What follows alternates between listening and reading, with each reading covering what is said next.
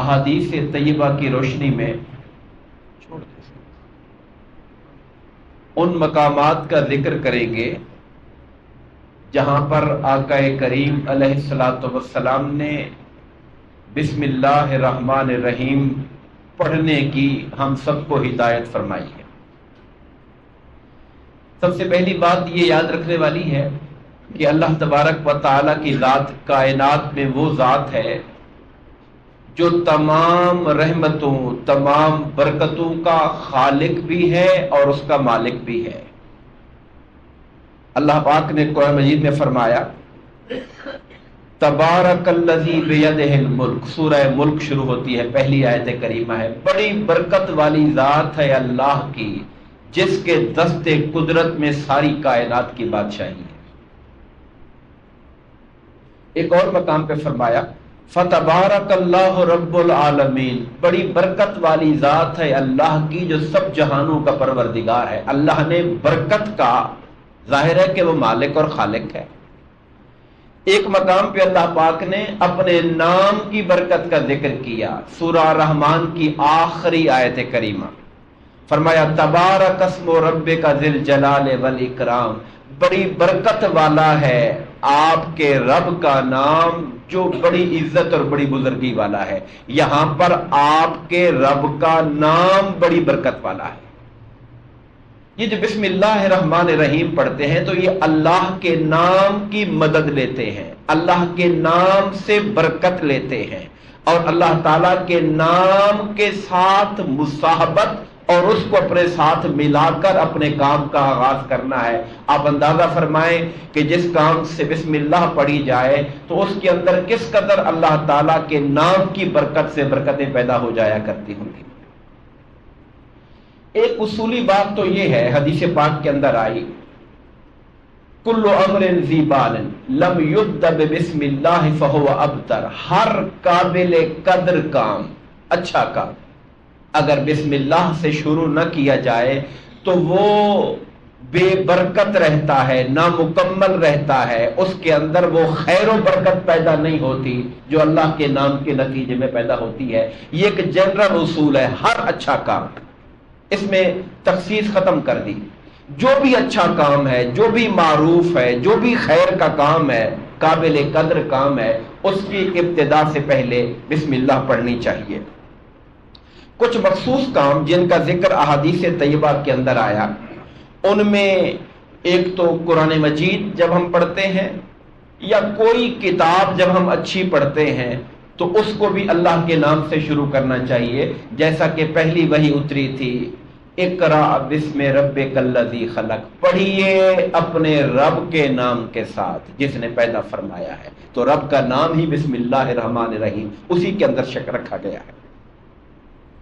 اسی طرح دوسرا مقام جو ہے، اگر ہم قرآن مجید میں دیکھیں تو حضرت سلیمان علیہ السلام نے جب خط لکھا تھا، ہم کئی بار ذکر کر چکے ملکہ بلقیس کو، تو اس میں انہوں نے انہو من سلیمان و انہو بسم اللہ الرحمن الرحیم، خط کی ابتدا میں بسم اللہ لکھنا، یہ قرآن مجید میں اللہ تعالیٰ نے حضرت سلیمان کا طریقہ بتایا۔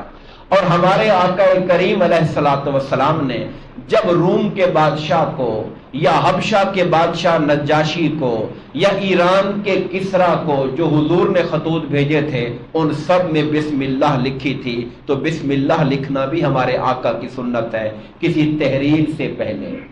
صلح حدیبیہ جب لکھا گیا تھا اس وقت بھی آقا نے بسم اللہ الرحمن الرحیم کو لکھوایا تھا۔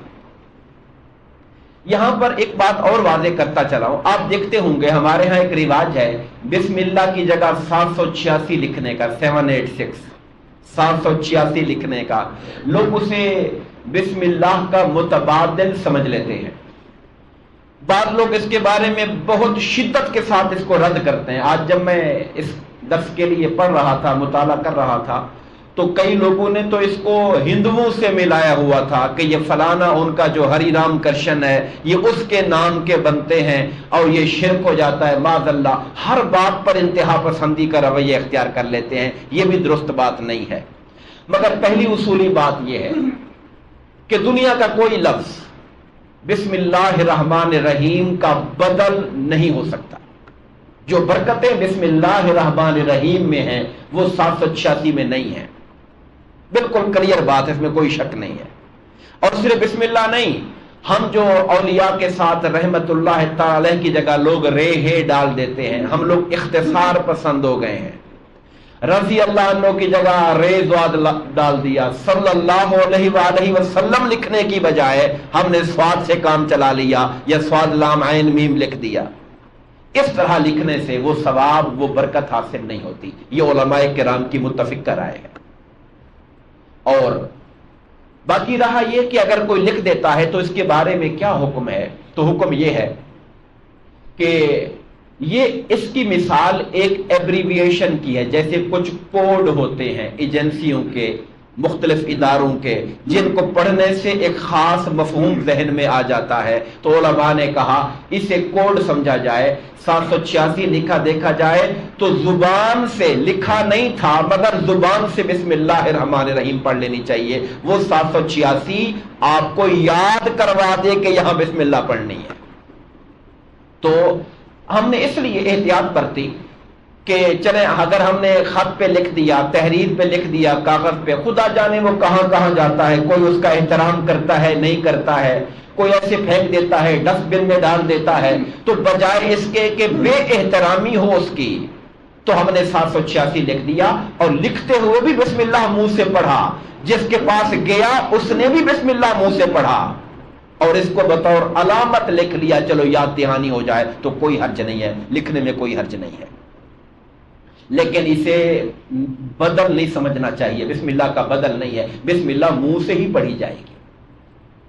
اس کے بعد تیسری جو موقع مقام آقا نے بتایا بسم اللہ پڑھنے کا، اس میں کھانے سے پہلے حضرت عبداللہ بن عباس اور بعض روایات میں حضرت عبداللہ بن عمر کا ذکر آتا ہے. جو نوجوان ابھی بچے تھے سرکار کی بارگاہ میں گئے، کھانا جب لایا گیا تو انہوں نے جس طرح ایک چھوٹی عمر کا بچہ کھانے کی طلب میں لپک پڑتا ہے تو وہ بھی لپک پڑے. تو سرکار نے فرمایا یا غلام، اے بیٹے لڑکے، سم اللہ، اللہ کا نام لے کے کھانا کھاؤ. وَقُلْ بِيَمِينِكَ، اپنے دائیں ہاتھ سے کھانا کھاؤ. وَقُلْ مِمَّا يَلِيكَ، اور اپنے آگے سے کھانا کھاؤ. سرکار نے 3 ادب سکھائے اس جملے کے اندر. اللہ کا نام لے کے کھاؤ، اپنے دائیں ہاتھ سے کھاؤ اور اپنے آگے سے کھاؤ. اسی طرح پانی پینے سے پہلے بھی بسم اللہ پڑھنے کا حکم خود زبان رسالت مآب سے آیا. آقا کریم علیہ السلام نے فرمایا سمو اذا انتم شربتم، جب پانی پیو تو اللہ کا نام لیا کرو. وحمدو اذا انتم رفعتم، اور جب پانی منہ سے ہٹایا کرو تو الحمدللہ کہا کرو. پینے سے پہلے بسم اللہ اور پینے کے بعد الحمدللہ کہا کرو. ایک اور مقام جہاں پر بسم اللہ کی تلقین کی گئی بلکہ قرآن مجید کے اندر آیا، وہ سواری پر سوار ہوتے ہوئے. حضرت نوح علیہ السلام کے پس منظر میں اللہ پاک نے ذکر فرمایا کہ جب وہ کشتی پر سوار ہوئے تھے تو اللہ پاک نے ان سے کہا توکل ارکبوا فیہا، اس کشتی میں سوار ہو جاؤ، بسم اللہ مجریہا و مرساہا ان ربی لغفور الرحیم، میرے رب کے نام کے ساتھ اس کا چلنا ہے، میرے رب کے نام کے ساتھ اس کا لنگر انداز ہونا ہے، بے شک میرا رب بڑا بخشنے والا بڑا مہربان ہے. اور یہ صرف کشتی کے ساتھ نہیں ہے بلکہ ہر سواری جس میں ہم سوار ہوتے ہیں ہمیں اس پر چڑھتے ہوئے یہ دعا پڑھنی چاہیے. بلکہ ایک بڑا خوبصورت طریقہ حضرت علی مرتضیٰ رضی اللہ تعالیٰ عنہ نے کرم اللہ وجہ کریم نے ارشاد فرمایا، ترمذی اور سیاستہ کی حدیث پاک کے اندر آتا ہے، حضرت سیدنا علی مرتضیٰ رضی اللہ تعالیٰ سواری منگوائی. سواری منگوا کے جب آپ نے اس کی رکاب میں پاؤں رکھا، گھوڑے پر جب بیٹھتے تھے تو لوہے کا لٹکی ہوئی اس کے پاؤں رکھنے کی جگہ ہوتی، پاؤں رکھا تو کہا بسم اللہ، اور بسم اللہ پڑھنے کے ساتھ ساتھ آپ نے بسم اللہ مجریہا و مرساہا وہ پورا پڑھا. جب آپ اس کے اوپر بیٹھ گئے تو آپ نے پڑھا الحمدللہ الذی سخر لنا ھذا وما كنا له مقرنین وانا الی ربنا لمنقلبون. اکثر گاڑی میں اب لکھا ہوا دیکھتے ہیں. پھر فرمایا الحمد، 3 دفعہ کا الحمدللہ الحمدللہ الحمدللہ، 3 دفعہ فرمایا اللہ اکبر اللہ اکبر اللہ اکبر، اور پھر مسکرا پڑے.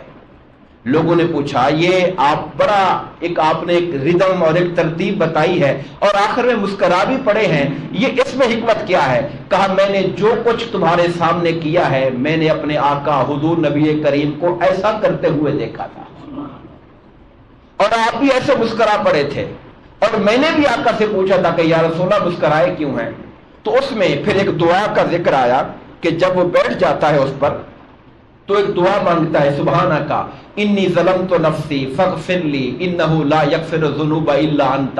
اس کا معنی یہ اللہ تو پاک ہے، میں نے اپنی جان پہ ظلم کیا، مجھے معاف کر دے، تیرے سوا کوئی معاف کرنے والا نہیں۔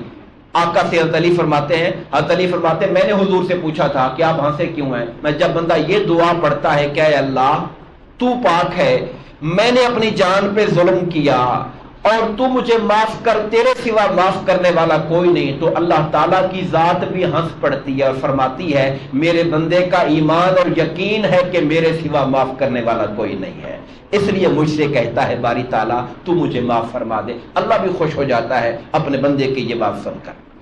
تو آپ دیکھیے اللہ تعالیٰ کی پسندیدگی پر حضور مسکرائے، اور حضور کے مسکرانے کی سنت کو حضرت علی نے زندہ فرمایا تھا۔ اور پھر اگلی بات، وضو کو شروع کرتے ہوئے بسم اللہ پڑھنی چاہیے۔ ویسے تو میں نے آپ کو یاد ہوگا ایک دفعہ ذکر کیا تھا، آقا نامدار وضو کا ہر عضو دھوتے ہوئے الگ دعا پڑھا کرتے تھے۔ ہاتھ دھوتے ہوئے دعا مانگنا، بازو دھوتے ہوئے، میں اردو میں آپ کو اشارہ کرتا ہوں، عربی کے الفاظ تو آج کل لوگوں کے پاس یاد کرنے کا وقت نہیں رہا۔ آپ جب اپنے چہرے کو دھوتے تھے تو فرمایا کرتے تھے کہ اے اللہ اس دن میرے چہرے کو پر نور اور رونق والا بنانا جس دن کچھ چہرے سیاہ ہو جائیں گے قیامت کے دن۔ جب ناک میں پانی ڈالتے تھے فرماتے تھے اے اللہ مجھے جنت کی خوشبو سنگھوا دے۔ جب آپ اپنے بازو کو دھوتے تھے فرمایا کرتے تھے کہ اے اللہ میرا نامہ اعمال میرے دائیں ہاتھ میں دینا۔ جب بائیں کو دھوتے تھے اے اللہ میرا نامہ اعمال نہ میرے بائیں ہاتھ میں دینا نہ پیٹھ کے پیچھے سے دینا۔ جب سر پہ مسح کرتے تھے فرماتے تھے کہ اے اللہ قیامت کے دن مجھے اپنے عرش کا سایہ دینا جس دن تیرے عرش کے سوا کوئی سایہ نہیں ہوگا۔ جب پاؤں مبارک دھویا کرتے تھے فرماتے تھے باری تعالیٰ اس دن میرے قدموں کو پل صراط پہ ثابت رکھنا، جب کئی قدم پھسل جائیں گے اس دن میرے قدموں کو ثابت قدمی عطا فرمانا۔ یہ دعائیں تھیں۔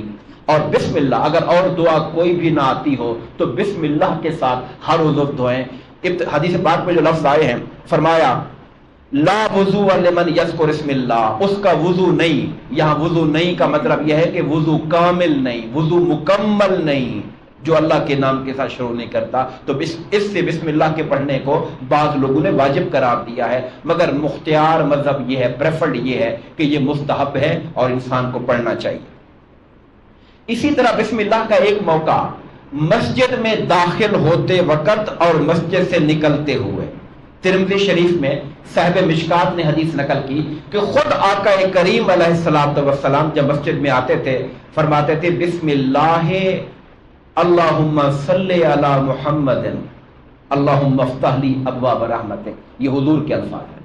اور ام المومنین سیدہ کائنات سیدہ فاطمہ الزہرا رضی اللہ تعالیٰ سے مروی حدیث پاک ہے، جب مسجد میں جاتے تھے تو آپ فرمایا کرتے تھے بسم اللہ والصلاۃ والسلام علی رسول اللہ اللہم افتح لی ابواب رحمتک۔ میں نے عرب کے کئی ملک دیکھے، کویت کو گیا، ابو ظبی، مسقط، مدینہ منورہ، آپ کو وہاں مساجد میں باہر یہ لکھا ملتا ہے۔ ہم تو صرف اللہم افتح لی لکھتے ہیں نا، عرب میں نے دیکھا بسم اللہ والصلاۃ والسلام علی رسول اللہ اللہم افتح لی ابواب رحمتک، اور مسجد سے نکلتے ہوئے بسم اللہ والصلاۃ والسلام علی رسول اللہ اللہم انی اسألک من فضلک وبرحمتک۔ یہ مکمل الفاظ ہیں جو حدیث پاک میں ہمیں سکھائے گئے ہیں۔ اسی طرح ایک موقع بسم اللہ کا جس کا حکم آیا وہ گھر میں داخل ہوتے وقت ہے۔ اپنے گھر میں جب داخل ہو تو بسم اللہ کہہ کے داخل ہو، اور اپنے گھر والوں کو سلام کریں، یہ حکم ہے قرآن کا۔ یہ جو سلام کرنے کی بات ہے یہ قرآن میں آئی ہوئی ہے کہ اپنے گھر والوں کو سلام کرو۔ حدیث پاک میں یہ لفظ آتا ہے کہ جب آدمی اپنے گھر میں داخل ہوتا ہے اور داخل ہوتے وقت اللہ کو یاد کرتا ہے، بسم اللہ کہتا ہے، اور کھانا جب آتا ہے پھر بھی بسم اللہ کہتا ہے، تو شیطان اپنے ساتھیوں سے کہتا ہے چلو بھی یہاں سے چلو، نہ یہاں ہمارے سونے کی جگہ ہے نہ ہمارے کھانے کی جگہ ہے، یہ آتے ہوئے بسم اللہ پڑھ کے آیا ہے، اب اس گھر میں ہم نہیں رہ سکتے ہیں، اس نے کھانے میں بسم اللہ پڑھ لی، ہمارا حصہ ختم ہو گیا ہے۔ اور جو داخل ہوتے ہوئے بسم اللہ نہیں پڑھتا اور کھانا کھاتے ہوئے بسم اللہ نہیں پڑھتا، وہ ساتھیوں کو بلا لیتا ہے، آؤ رات رہنے کا ٹھکانہ بھی مل گیا ہے، کھانا بھی مل گیا ہمارے لیے۔ اللہ کا نام جب شامل ہو جاتا ہے تو شیطان کی مجال نہیں ہوتی کہ اس کے قریب ہو سکے۔ اسی طرح گھر سے نکلتے ہوئے، یہ بڑی چھوٹی باتیں ہیں مگر بڑی اہم باتیں ہیں، گھر سے نکلتے ہوئے حضرت انس رضی اللہ تعالی آقا نے فرمایا کہ جب گھر سے نکلے تو کہیں بسم اللہ توکلت علی اللہ، بولیے بسم اللہ توکلت علی اللہ ولا حول ولا قوت الا باللہ۔ فرمایا جب یہ بندہ کلمات پڑھ کے نکلتا ہے تو اللہ تعالیٰ کی طرف سے ایک فرشتہ آواز دیتا ہے کہ تو ہدایت والا ہے، یہ دعا تیری کافی ہے، تمہیں شر شیطان سے بچا لیا گیا ہے۔ اسے یہ مژدہ سنا دیا جاتا ہے، بسم اللہ توکلت علی اللہ ولا حول ولا قوت الا باللہ۔ عادت ہونی چاہیے انسان کی۔ اور آخری بات، ویسے تو جب میں نے دیکھا تو علماء نے 29 مقام جمع کیے ہوئے ہیں جہاں حدیث میں بسم اللہ کا ذکر آیا، میں نے صرف 10 آپ کے لیے چنے ہیں۔ اور 10ویں اور جو آخری بات ہے وہ یہ ہے کہ رات کو جب بندہ سوتا ہے تو سوتے ہوئے بھی آقا کی دعاؤں میں سے تھا بسم اللہ